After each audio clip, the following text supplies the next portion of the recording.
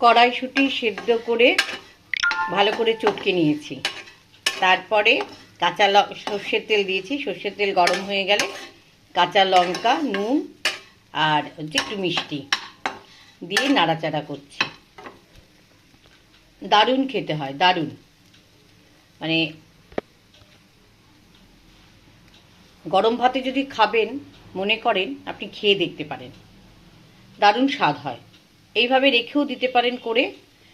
বাড়িতে কেউ এলে আটা ময়দা বা আপনি রুটি করুন বা লুচি করুন বা পরোটা করুন, করতে পারেন। আর যদি মনে করেন একটু জিরের গুঁড়ো টুড়ো দেবেন তাহলে দিতে পারেন, খারাপ হয় না, ভালোই হয়। কড়াইশুঁটি সেদ্ধ করে এরকম করে করে রাখুন ঝরঝরে। তবে গরম ভাতে যদি খাবেন ঠিক করেন তাহলে কিন্তু একটু চেষ্টা করবেন সর্ষের তেল অথবা কাসুন্দি দিয়ে খেতে, দারুণ লাগে, খুব ভালো লাগে খেতে।